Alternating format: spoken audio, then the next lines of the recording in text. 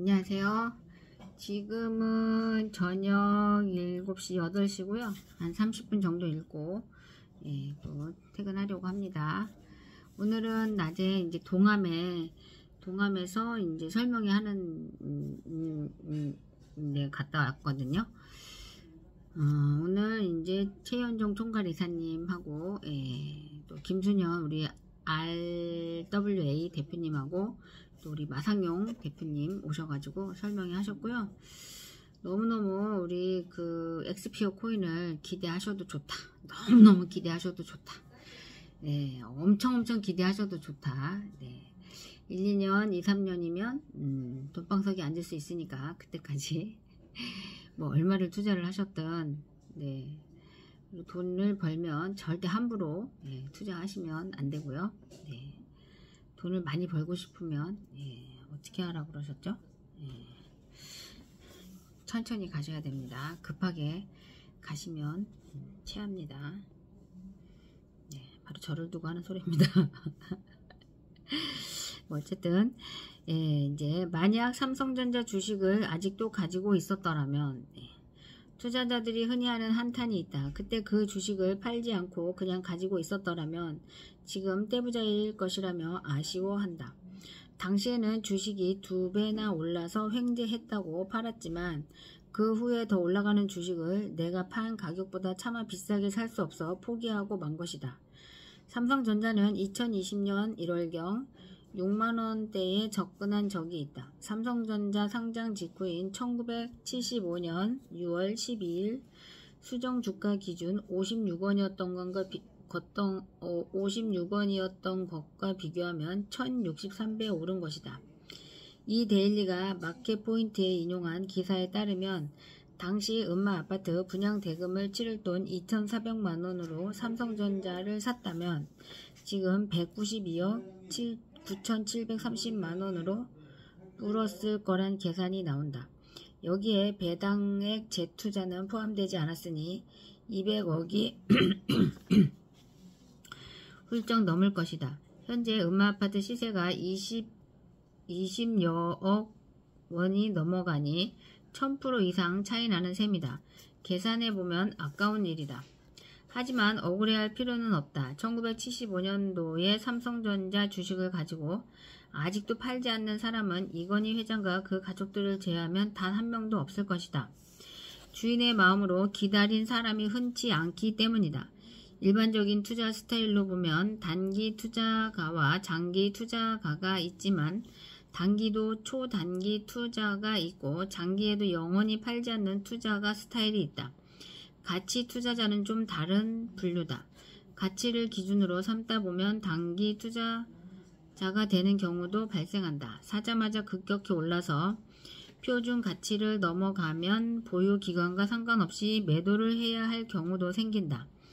나는 주식을 오래 갖고 있는 것이 좋다고 말하지 않는다. 그러나 오래 갖고 있을 만한 주식을 오래 가지고 있는 것은 훌륭한 투자라 생각한다.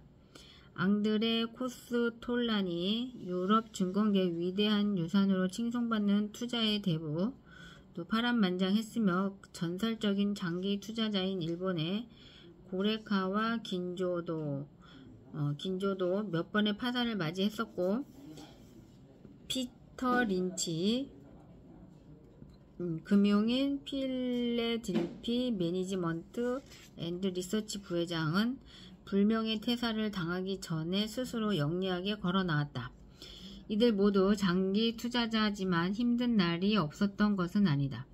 대표적 장기 투자자이자 가치 투자자인 워런 버핏조차도 2020년 코로나 바이러스로 인한 주식시장 붕괴로 큰 타격을 입었다.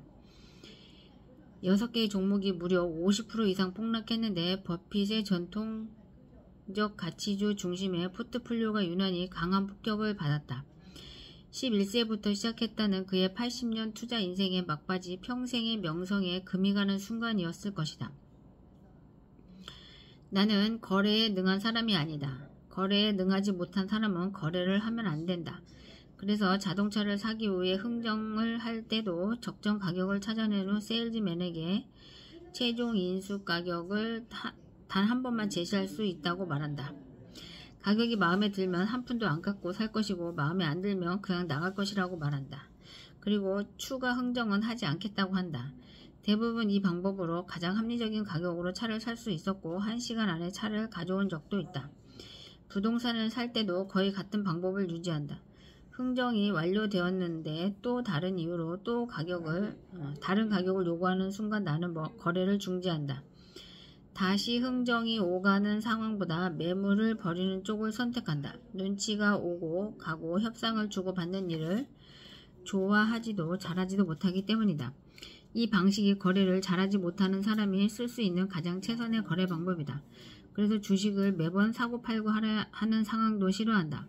한번 사면 오랫동안 거래를 하지 않아도 되는 회사를 고른다. 심지어 평생 팔지 않아도 될 회사를 좋아한다. 이전에 서로 이웃으로 지내던 두 사람 중 한 사람은 논밭을 팔아 서울 변두리를 돌며 집장사를 하면서 돈을 많이 벌었다. 대신 아이들은 학교를 1년에 한 번씩 옮겨야 했다. 결국 그 돈을 모아 강남 아파트 입성을 마지막으로 투자 인생을 종료하고 보니 옆집에 살던 가족은 땅값이 올라 그 동네에 100억 원짜리 상가를 올렸다는 이야기를 들었다. 다람쥐가 아무리 촐랑대도 궁둥이 무거운 곰을 이기지 못하는 것이다. 다람쥐가 아무리 촐랑대도 궁둥이 무거운 곰을 못 이기는 것이다. 사업이든 사람이든 품성 좋고 성실한 사람을 찾았으면 헤어지지 말고 평생 잘 살기를 바란다. 한평생 잘 살기를 바란다.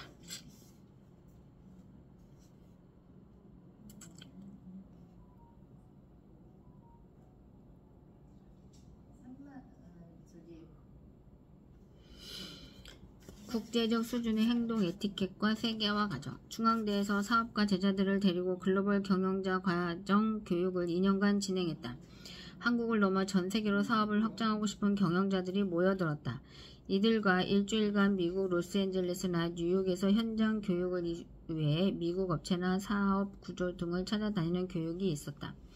하지만 막상 현장에 데려오니 한국 굴지의 브랜드 대표들임에도 불구하고 국제적 기준의 에티켓 교육이 전혀 돼 있지 않았다. 그들이 일반적인 선진국 사업가들이 갖고 있는 일상적인 예의를 전혀 갖추지 않은 걸 본 뒤 나는 당황하기 시작했다. 사실 그들의 실수는 한국에서 너무나 자연스러운 행동이고 비난받거나 눈치받을 일이 없는 행동이었다. 나는 결국 그들의 한국 브랜드가 미국으로 진출하기 이전에 경영자들에게 국제 비즈니스 행동 기준을 먼저 가르쳐야겠다는 생각이 들었다. 이름을 들으면 다들 알만한 회사의 대표들을 유치원생이라고 생각하고 가르치기로 마음먹었다. 대략 이런 것들이다. 식당에 들어서면 안내를 받기 전까지 입구에서 기다려라. 아무 좌석에 먼저 앉지 마라. 길을 걸을 때는 사람과 부딪히지 않게 조심하라. 닿거나 부딪히면 반드시 사과해라. 음식을 먹을 때는 요란스럽게 나눠 먹지 마라. 흘리지 말고 먹어라. 호텔 복도에서는 목소리를 줄여라. 공공장소에서 줄을 설 때는 너무 바짝 다가서지 마라. 밖에서 전화를 받을 때는 조용히 받아라. 남의 집에 방문했을 때는 냉장고를 함부로 열지 마라. 남의 사업장을 방문하거나 미팅이 있을 때면 복장을 갖춰라. 업체 탐방 시에는 슬리퍼를 신지 마라. 식당에서는 팁을 줘라. 한국 식당에서도 팁을 줘라. 식품점에 가서 계산 전에 뜯어 먹지 마라. 카메라를 들이댈 때면 양해를 구하라. 흑인을 보고 놀란 표정을 하지 마라. 못 알아듣는다고 욕하거나 평하지 마라. 여럿이 걸을 때는 한쪽으로 걸어라. 호텔 로비 바닥에 앉지 마라. 호텔 방 안에 옷가지와 가방을 펼쳐놓지 마라. 호텔 방안을 쓰레기장으로 만들지 마라. 나올 때는 베개 위에 팁을 매일 1, 2달러 올려놔라. 머리를 빗고 다녀라. 수염을 기르려면 기르고 밀려면 다 밀어라. 제발 몇 개씩 턱 밑에 남겨놓지 마라. 뒷짐지고 다니지 마라. 소리내서 먹지 마라. 외국인이 한국말을 하면 한국말로 받아줘라. 몇 살인지 묻지 마라. 뒤따라오는 사람이 있으면 문을 잡아줘라. 여자에겐 반드시 잡아줘라. 웨이터 옷자락을 잡지 마라. 트림하지 마라. 기 후비지 마라. 대화할 때는 눈을 쳐다보고 손으로 입을 가리지 마라. 공공장소에서 화장을 고치지 마라. 태극기 나눠주지 마라. 호텔방에서 김치 먹지 마라. 이것이 대학 최고 경영자 과정의 교육이었다. 이 정도 수준의 잔소리를 하려면 교수라기보다 유치원 선생이 맞다. 우리는 아직 국제적 수준의 문화 에티켓을 배우지 못했다. 다른 나라 사람을 흉볼 수준이 안 된다. 나는 이제는 제자들과 사업체 참관이나 박람회 참여를 위해 해외여행을 가면 항상 최소한 세미 정장을 하고 공항에 나타나게 한다. 옷을 정갈하게 입으며 행동 거지도 정갈해지기 때문이다. 우리는 대천 해수욕장에 가는 것도 아니고 태국 파타야에 가는 것도 아니다. 그래서 가기 전에 위에 적힌 수십 가지 잔소리를 한다.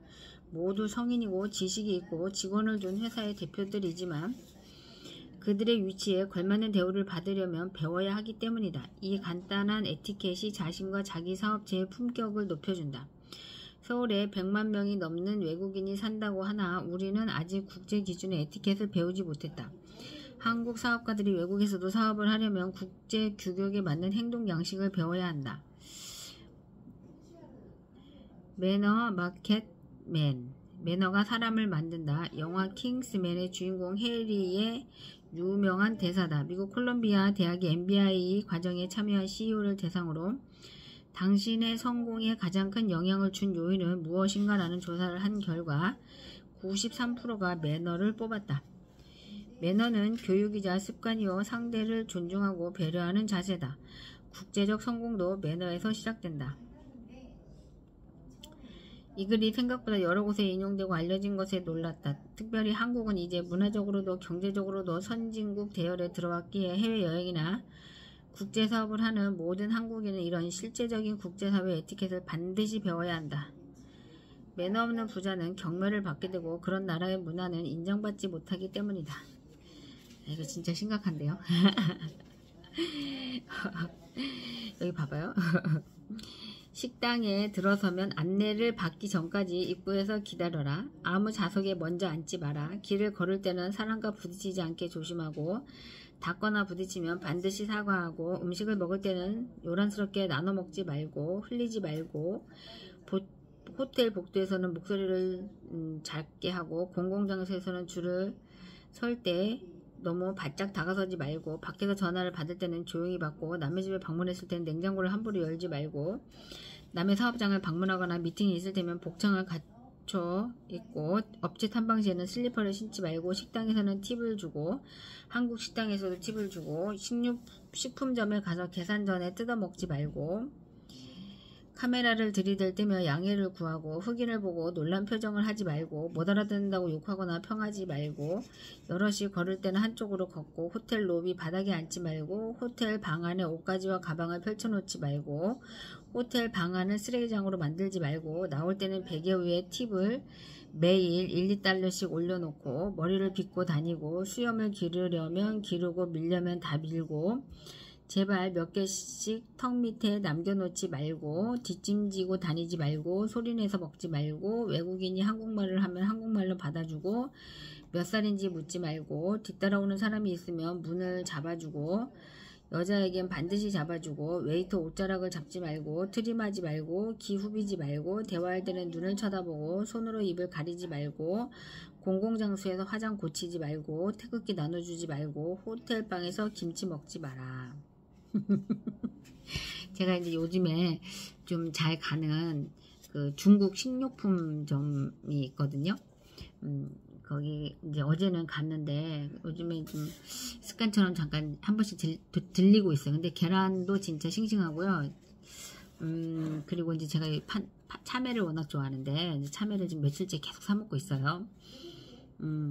그리고 어제 이제 잠깐 이제 또 퇴근하는 길에 들렸는데 제가 두리안을 또 좋아하거든요. 근데 두리안 하드가 있는 거예요. 근데 그 주인이 이제 젊은 남자인데 이렇게 제가 이제 좀 늦게 갔거든요. 이 책 읽고 이러고 갔으니까. 그러니까 막 정리를 하고 있더라고요. 막 그래갖고 제가 이제 아이스크림을 그 친구가 그 카운터에 앉아 있었으면 바로 계산을 하고 먹었을 텐데 800원인데 이제 카드가 당연히 또 되는 줄 알았는데 이제 그거는 카드가 안 된다 그러더라고요. 다행히 저한테 이제 돈이 좀 있어갖고 그걸 현금 주고 사 먹었는데 계산하기 전에 근데 어쨌든 너무 맛있더라고요.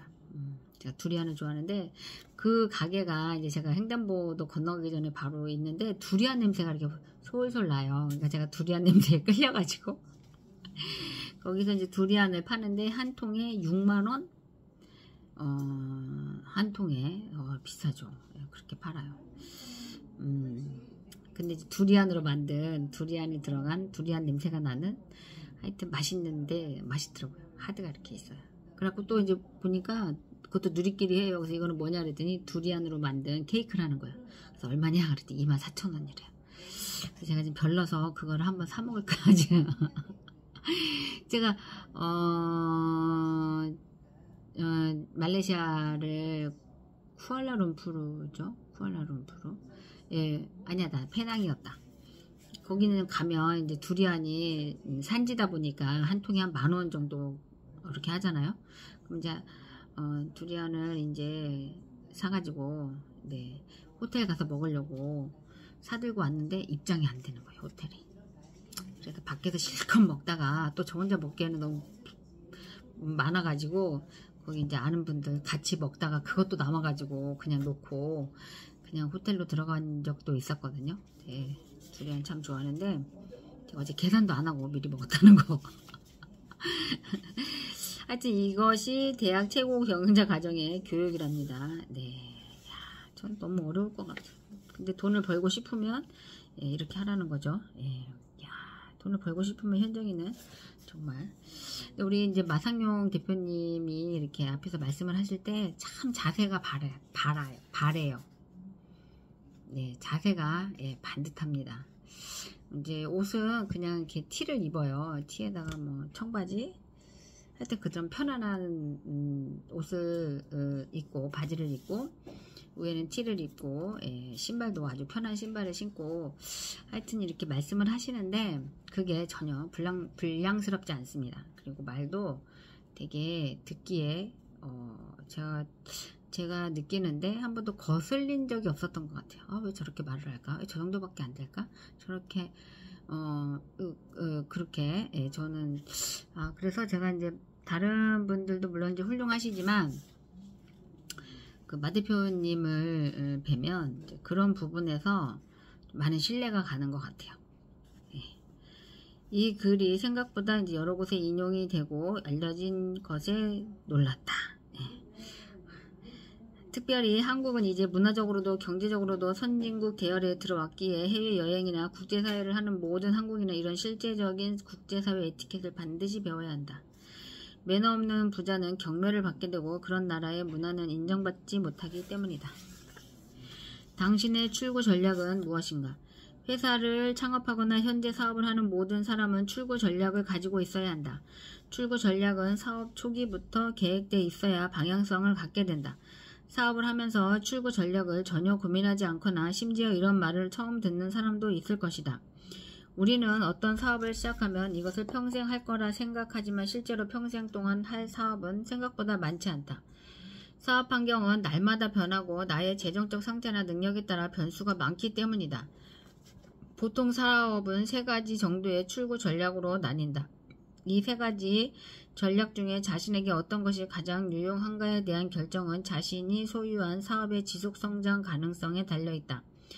본인의 사업자가 현재 아주 잘 되고 있어도 앞으로 몇 년 안에 존속 가능성이 없어지거나 경쟁자가 늘어날 것 같으면 매각을 하는 것이 첫 번째 출구 전략이다.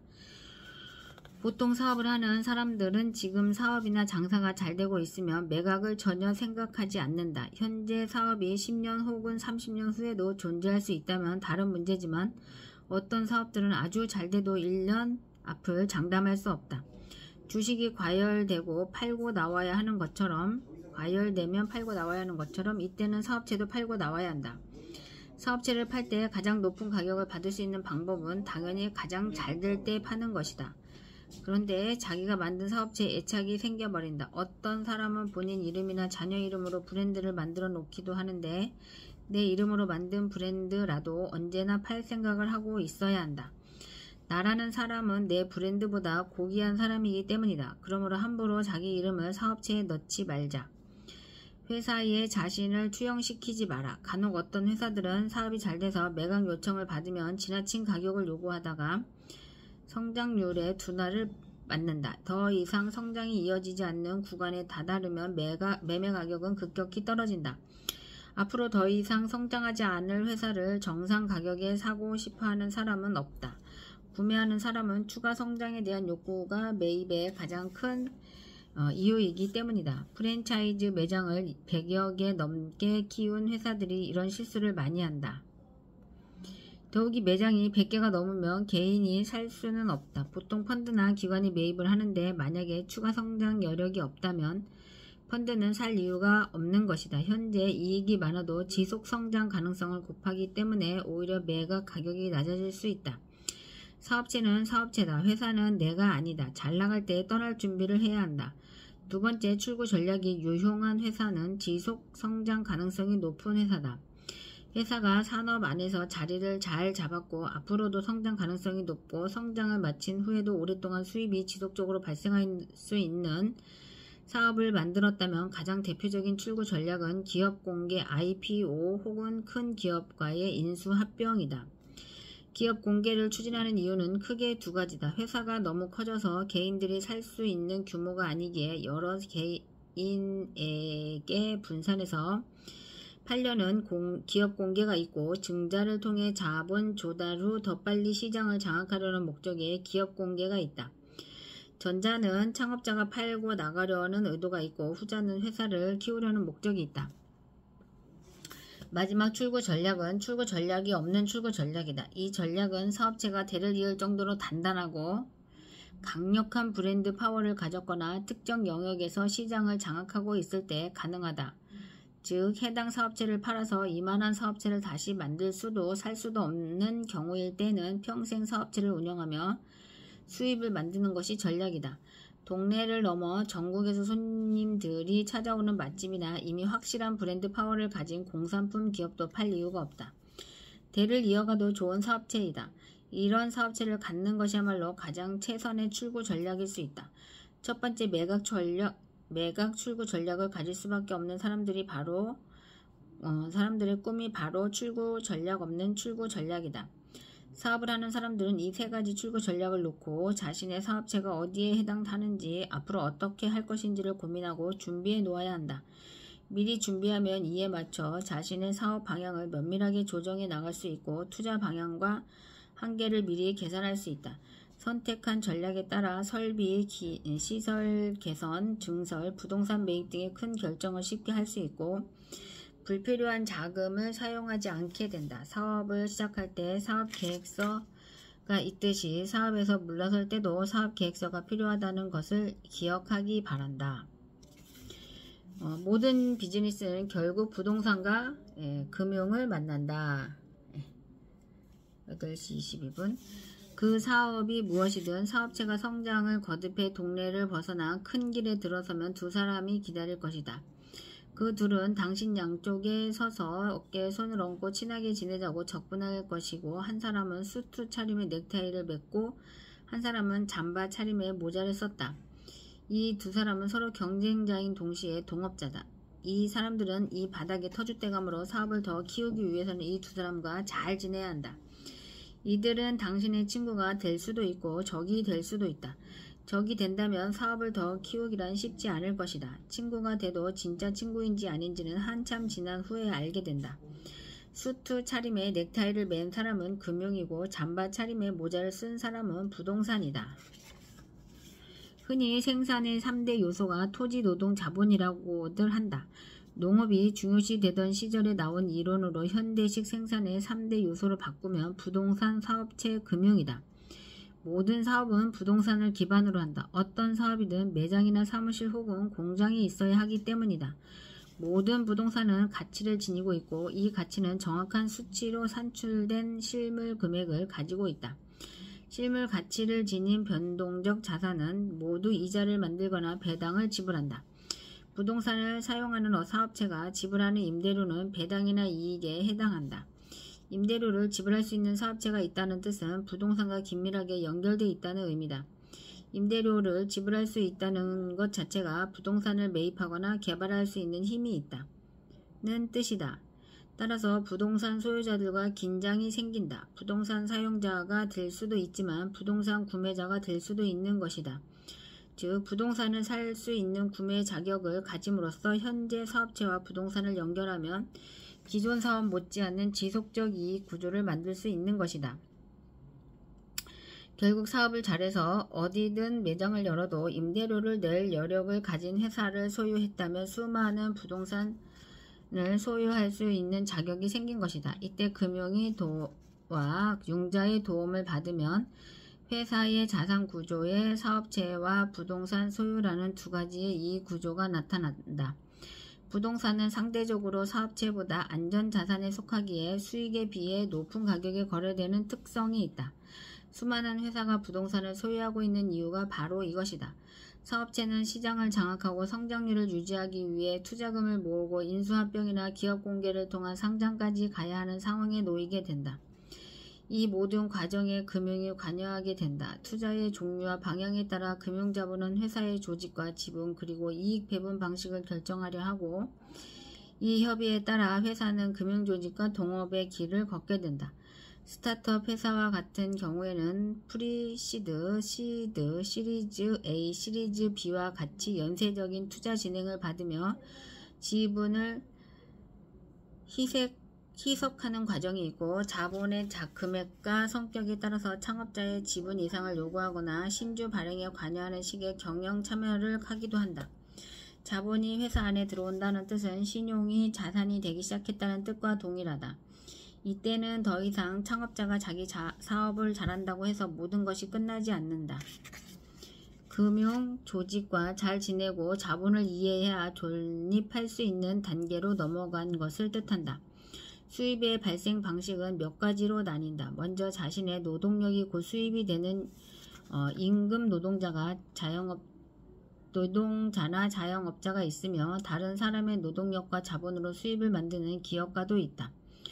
그리고 금융과 합작해 신용을 통해 미리 이익을 현금화하는 방식이 있다. 이토록 사업은 커지면 커질수록 금융과 손을 잡을 수밖에 없다. 금융에 대한 공부가 부족하면 사업체를 아무리 잘 만들었어도 노인과 바다에 나오는 늙은 어부 산티아고가 될 수 있다. 산티아고는 너무나 어렵게 멕시코만에서 큰 청새치를 잡아 보트에 매달고 시장에서 높은 가격에 팔릴 것을 기대하며 집으로 향했다. 하지만 청새치의 피가 상어들을 유인했고 그 상어들이 결국 청새치의 뼈만 남기고 전부 다 먹어 치워버린다. 금융 자본에 대한 이해가 부족한 경영자는 누구나 산티아고가 될 수 있는 것이다. 금융은 정교하고 날카로운 칼을 가지고 있다. 이 칼은 언제나 앞뒤를 바꾼다. 필요하면 당신을 위해 당신의 경쟁자들을 물리쳐 주지만 상황이 돌변하면 칼이 당신을 향할 수 있다. 살과 뼈를 해체하듯 냉정하게 당신과 당신 사업체를 해체할 수도 있다. 그러나 만약 부동산과 금융이 언제나 당신 편에서 일을 하게 만든다면 확장성과 안정성을 모두 갖춘 사업체를 소유하게 될 것이다.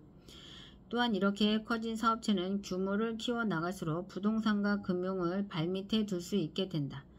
더 이상 파트너가 되겠다고 요구하지 않고 부하의 역할로라도 당신 옆에 붙어있기를 바라게 된다. 하지만 여전히 방심하면 안 된다. 금융과 부동산은 언제나 세상의 강자였다. 강자에게 약하고 약자에게 강한 역할을 하며 오랜 세월을 버텨낸 사람들이다. 당신이 방심하는 순간 언제나 발밑에서 칼날이 날아들 것이다. 자신의 사업에만 노력하지 말고 같은 열정으로 금융과 부동산도 함께 공부하기 바란다. 세상에 이름을 낸 모든 경영자는 이 둘을 모두 제압하고 그 자리에 있는 것임을 상기하기 바란다. 똑똑한 사람들이 오히려 음모에 빠진다. 똑똑하고 직접 수준이 높은 사람들일수록 음모론에 더 잘 빠진다. 불확실성을 유난히 싫어하기 때문이다. 복잡한 정치 요소나 이해하지 못할 경제 환경이 나타나면 이를 설명하려는 사람이 많이 생긴다. 하지만 설명이 분명치 않을 때 음모론은 쉽고 간단한 답이 된다. 종교의 원리주의자들이나 양극단의 보수나 진보 지식인들도 음모론에 쉽게 동화된다. 또한 이들의 지적 학문적 권위를 인정하는 다수에 의해 음모론의 힘을 얻고 대중을 설득하게 된다. UFO, 점성술, 혈액형, 대체우술 등은 여전히 식자들 사이에서 지지를 받고 있다. 돼지가 철학에 빠진 날의 저자인 런던 대학교 스티븐 로 교수는 우리 주변에 만연한 이런 비합리적인 믿음의 덫을 지적 블랙홀이라고 이름지었다. 우리의 일상 대화 속에서까지 이런 비합리적인 믿음과 주장이 범람하고 엘리트들조차 이런 믿음과 주장에 현혹되는 이유는 논리와 이론이 매우 합리적이기 때문이다. 이들은 주변의 이성적 비판에 합리적으로 대응하기보다 자신들의 믿음 체계를 만들어낸다. 사실에 근거한 판단보다 주장에 맞는 근거들만 찾아 점점 자기들만의 세상으로 들어가 버린다. 어렵고 복잡한 전문 용어들을 나열하거나 모호한 말로 심오한 무엇인가를 알고 있는 듯 가장한다. 히틀러 탄생과 9.11 테러 사건 같은 굵직한 역사적 사건을 모두 예견했다고 하는 중세 예언자 노스트라다무스의 예언도 이런 모호함 때문에 아직 존재하고 있다. 직접적 언급이 없음에도 어떻게든 해석이 가능하기 때문이다. 인간이 달에 가지 않았다는 주장은 과학적 사실을 받아들이는 사람들 중에도 믿는 사람이 많다. 자신들이 옳다 믿으면 그것은 그들에게 일종의 신앙이 된다. 논리나 증거는 더 이상 필요 없다. 1960년대 미국의 역량을 총집결한 아폴로 계획에 직간접적으로 연관된 사람은 75만 명에 달한다. 인간이 달에 가지 않았다는 음모론이 사실이라고 전제했을 때 그 수많은 사람이 참여한 대형 프로젝트가 진행되면서 그토록 엄청난 비밀이 어떻게 지켜졌는지에 대해서는 반문해보지 않는다. 이런 의심이 확대되자 나사는 아폴로 11호가 달 표면에 남긴 사각 지지대를 정찰 위성 LRO로 달 상공 24km에서 촬영한 사진을 공개했다. 하지만 음모론자들은 여전히 믿지 않았다. 평평한 지구 국제 컨퍼런스 FEIC라는 단체는 2019년 지구의 평면설, 지구는 평평하다는 이론을 믿는 사람들을 태우고 세계를 항해하는 크루즈선 여행을 계획 중이라고 보도했다. 이들은 직접 배를 타고 나가 지구 평면설을 증명해내겠다고 한다. 어느 시장 조사 업체에 따르면 미국인의 2%가 지구 평면설을 믿는 것으로 나타났는데 현대 과학에 익숙한 25세 젊은이들이었다. 브라질의 경우 인구의 7%에 해당하는 1100만 명이 지구는 평평하다고 생각하는 것으로 조사됐다. 이들에게 지구 평면설은 놀이나 유머가 아니다. 지구 평면설을 증명하려고 스스로 만든 로켓을 띄우기까지 한다. 1990년대 초 에이즈를 믿지 않는 사람들이라는 작은 단체가 인간 면역 결핍 바이러스가 에이즈의 원인이 아니라는 주장을 내놓았다. 에이즈는 바이러스가 아니라 영양실조나 허약한 건강상태 같은 다른 요인 때문에 걸린다는 것이다. 증거도 근거도 명확치 않았지만 남아프리카 공화국의 타보 음베키 대통령은 이런 주장에 동조하면서 에이즈 치료를 막기 위한 원조 제의를 거부했다. 음베키가 태도를 바꾼 것은 이로 인해 30만 명 이상의 사람들이 목숨을 잃고 3만 5천 명의 아이들이 HIV 양성 반응을 보인 후였다. 한국에도 약을 안 쓰고 아이를 키운다는 뜻을 가진 사람들이 모인 네이버 카페에 아나키가 있었다. 한때 회원수 6만 명에 달했다. 카페의 설립자는 한의사로 예방접종을 극도로 불신하고 자연치유를 강조하여 많은 아이를 사지에 몰아넣은 적이 있다. 이 카페에 모인 부모들의 교육 수준은 평균 이상이었다. 정신나간 생각을 신봉하는 사람 대부분이 정신이 제대로 박힌 사람들이라는 것이 놀라울 뿐이다. 주식시장에도 이런 음모는 자주 등장한다. 주가가 폭락하면 공매도 세력의 음모론이 떠오르면서 시장을 망가뜨리는 범인을 찾으려 한다. 너만 알고 있어 라는 것도 일종의 음모다. 합리적인 생각을 가진 사람이라면 그 소문이 나에게까지라고 생각해야 한다. 주가가 급등하면 세력의 음모라고 생각한다. 큰 손과 작전 세력이 손을 잡고 개미 투자자들을 호도하고 있다고 확신한다. 비정상적인 상황을 해석하는 데 이만큼 쉬운 정답이 없기 때문이다. 비트코인 하나에 30만 달러가 될 것이라든가 강남 부동산이 반값 이하로 폭락할 거라는 소문은 음모와 희망과 예측이 번복된 경우다. 누구나 이런 예측의 논리적 데이터를 접목하면 음모는 사라지고 과학적 예측만 남는다. 이런 논리들이 사실인지 아닌지는 그것이 쉬운 말로 설명이 가능한지를 보면 쉽게 구분된다. 상식은 과장, 허구, 왜곡, 사기를 알아볼 수 있는 가장 현명한 도구다. 많이 배운 사람이 더 상식적인 사람이라는 근거는 어디에도 없다. 상식은 지식과는 다른 종류의 능력이다. 사람들 사이에 여러 생각과 의견이 서로 교차하는 지점이 상식이다. 지혜와 지식과 도덕이 교차하는 지점이 상식이다. 그러므로 상식은 역사, 법, 관습, 신앙, 논리, 이성보다 위에 선다. 상식은 별도의 탐구나 공부가 필요 없고 특별한 노력이 없어도 대부분의 사람이 저절로 터득하게 되는 보편적 지식이나 식견이다. 그러므로 상식은 쉬운 말로 표현이 가능하다. 음모에 빠지는 순간 상식을 벗어난다. 편협한 생각과 지적 우월감이 상식이 들어올 자리를 없애버린다. 유명대학, 좋은 직업, 뛰어난 실적을 지닌 사람은 특별히 상식을 벗어나지 않도록 더더욱 자신을 살펴야 한다. 사업은 물론이고 인생도 상식을 벗어나는 순간 패자로 전락하고 좋은 친구들이 떠나고 가난한 괴짜로 인생을 마칠 확률이 높아진다. 네. 사기를 당하지 않는 법. 네. 사기를 당하지 않는 법을 내일 읽어보도록 하겠습니다. 오늘은 사기를 당하지 않는 법 너무 기대됩니다. 빨리 얼른 집에 가서 잘 자고 내일 나와서 또 읽어보도록 하겠습니다. 네. 오늘 하루도 수고하셨습니다. 구독, 좋아요 눌러주시고요. 좋은 꿈 꾸시고요. 우리 사슬 매니아가 엑스피어 코인, RW 코인, 민코인, 지갑 토큰 등이 다 잘 될 거고요. 그 다음에 이제 이번에 그 민코인 에어드랍 하는 거는 이제 직급자 이신 분들에 한해서 그 이제 기회가 있었는데 조만간에 이제 우리 사슬 매니아 회원님들도 주변에 있는 많은 분들을 또 우리 지갑 앱을 설치하시게끔 해서 우리 민코인을 많은 분들이 우리 지갑을 사용할 수 있도록 하는 프로모션을 또 하시겠다고 합니다. 혹시 제 동영상을 보시고 끝까지 잘 보시고 주소 올려주시면은요 민코인 제가 10,000개씩 드리겠습니다. 민코인 10,000개씩 드리겠습니다. 플레이스토어에서 지갑 ZIGAP 지갑 앱 설치하셔가지고 저한테 입금 주소 제 댓글에 달아주시고요. 그 다음에 니모닉 잘 보관해 주시기 바랍니다.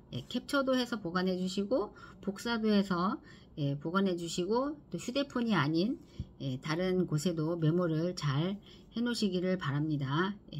그리고 사슬 매니아 13만원, 65만원, 130만원, 390만원 가입을 하셔서 우리 엑스피어 코인으로 정말 제가 생각하는 대로 해서 정말 떼돈을 같이 벌어보고 싶으신 분들은 제 전화번호 010-3393-5556번으로 연락 주시고요. 저는 6월달에 이직급을 갈 수 있는 기적이 제게 일어났으면 정말 좋겠습니다. 나는 기적이다. 현정이는 기적이다. 나는 사랑이다. 나는 한계가 없다. 나는 갑부다. 나는 재력가다. 나는 보스다. 나는 리더십이 있다. 나는 통찰력이 있다. 현정이는 뭐든지 잘한다. 현정이하고 같이 사슬 매니아 사업을 통해서 현정이가 5직급을 가고 또 5직급을 가실 수 있도록 또 저도 적극 도와드리는 그런 현정이가 되겠습니다. 저하고 함께 사업하실 분도 연락 주시기 바랍니다. 감사합니다.